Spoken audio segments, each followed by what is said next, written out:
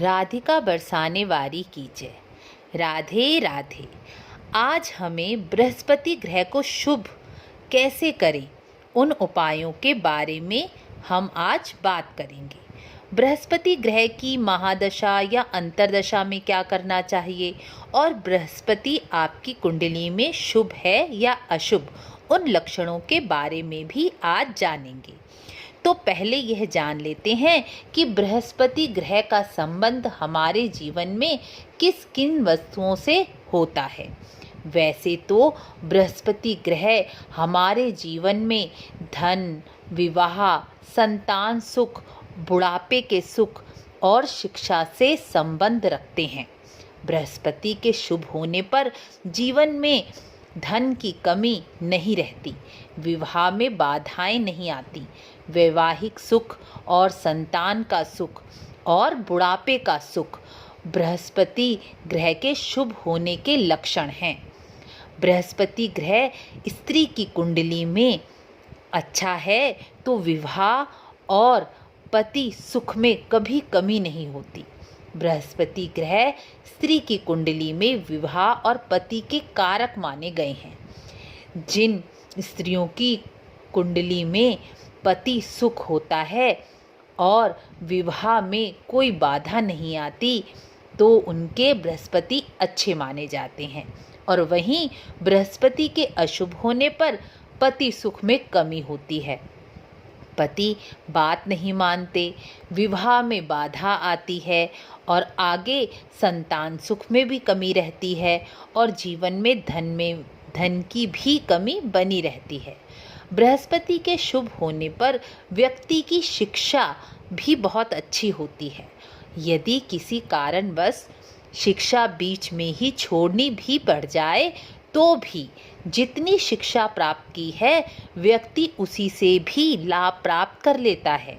वहीं बृहस्पति के अशुभ होने पर शिक्षा में कमी हो जाती है या शिक्षा पूरी कर भी ली जाए तो शिक्षा से कोई भी लाभ प्राप्त नहीं होता।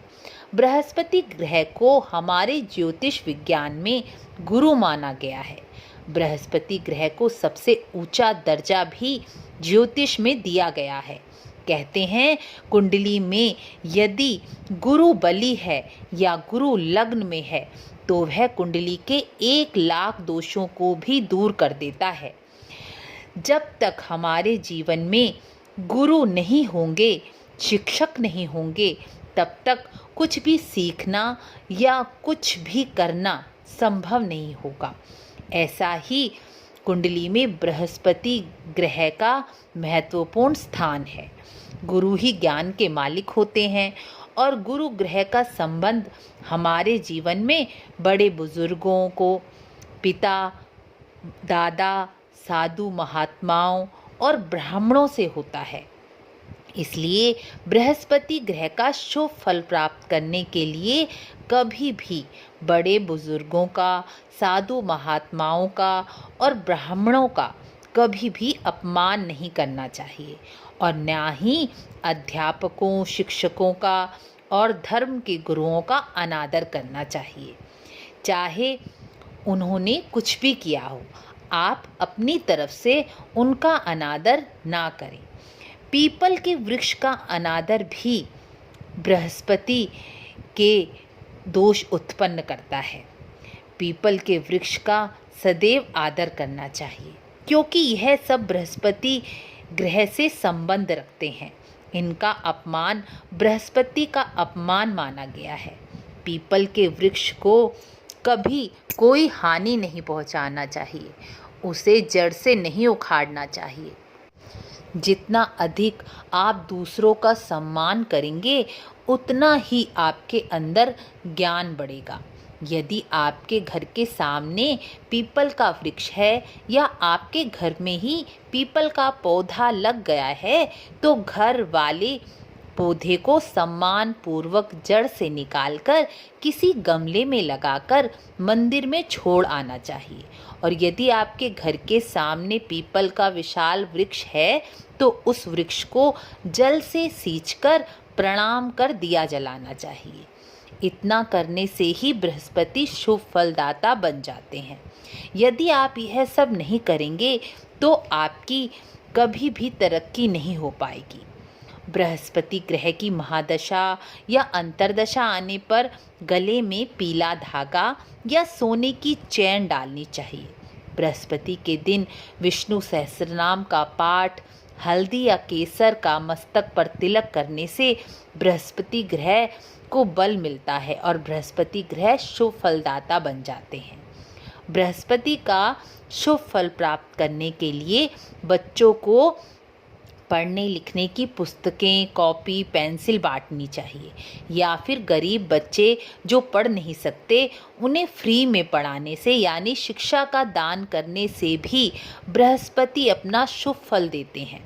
बृहस्पतिवार के दिन पीला भोजन, पीले वस्त्र, हल्दी मिश्रित जल से स्नान, हल्दी का तिलक और केले का पूजन, यह सब बृहस्पति ग्रह को बल प्रदान करता है।